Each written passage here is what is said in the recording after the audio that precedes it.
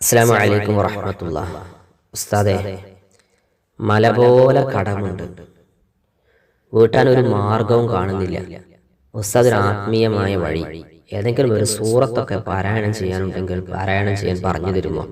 ഞങ്ങളത് ഓതി അള്ളാഹുവിനോട് ദുആ ചെയ്തോളാം. അറിയാത്തത് കൊണ്ടാണ് ഞങ്ങളൊന്ന് പറഞ്ഞു തരൂ എന്ന് പറയുന്ന എത്രയോ കമൻറ്റുകളും എത്രയോ ആളുകൾ ചോദിക്കുകയും ചെയ്യാറുണ്ട്. അവർക്കുള്ളതാണിത്. നമ്മുടെ വീഡിയോ കാണാൻ വലിയ ഭംഗിയൊന്നുമില്ലെങ്കിലും എല്ലാവർക്കും ഉപകാരപ്പെടുന്ന അമൂല്യമായ അറിവുകളായിരിക്കും. അതും 2-3 മിനിറ്റിൻ്റെ ഉള്ളിൽ ഇൻഷാ അല്ലാഹ് നിങ്ങൾ കൂടെ ഉണ്ടാവണം. നോക്കൂ, പരിശുദ്ധ ഖുർആനിലെ 66-ാമത്തെ സൂറത്ത് സൂറത്തു തഹ്രീം എന്നാണ് ആ സൂറത്തിന്റെ പേര്. കേട്ടിട്ടുണ്ടാകും. സൂറത്തു തഹ്രീം നമ്മൾ ഖുർആനിലൊക്കെ മറിച്ചാൽ നമുക്കൊക്കെ കാണാൻ കഴിയും.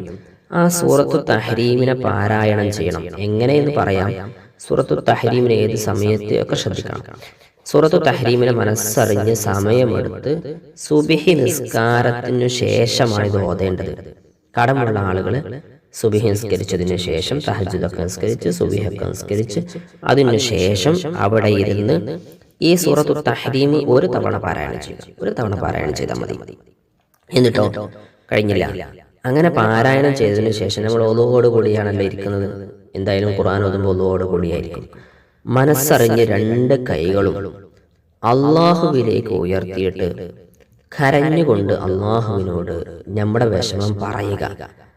ഇതൊക്കെ അള്ളാഹ്ക്ക് അറിയുന്നതല്ലേ, എനിക്ക് ഇത്ര കടമുണ്ടെന്നുള്ളതൊക്കെ. പിന്നെ അള്ളാഹിനോട് പറയേണ്ടതുണ്ടോ? അങ്ങനെ ചിന്തിക്കരുത്.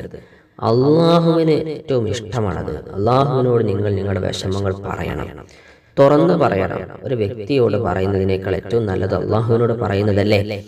അള്ളാഹുവിന് അവൻ്റെ ഖജനാവ് വിശാലമാണല്ലോ, എത്രയും തരാൻ കഴിയുമല്ലോ. അതുകൊണ്ട് മനസ്സറിഞ്ഞ് അള്ളാഹുവിനോട് പറയാ, കണ്ണീരോടുകൂടി ദുആ ചെയ്യുക. എല്ലാ ദിവസവും ഇത് ചെയ്താൽ വഴികൾ അള്ളാഹു ദുആ സ്വീകരിച്ച് അതിനുള്ള വഴികൾ തുറന്നു തരും. അള്ളാഹു നമ്മുടെ കടബാധ്യതകളൊക്കെ വീട്ടാനുള്ള വഴികളെ തുറന്നു തരട്ടെ. ആമീൻ. അസ്സലാമു അലൈക്കും വറഹ്മത്തുള്ളാഹി.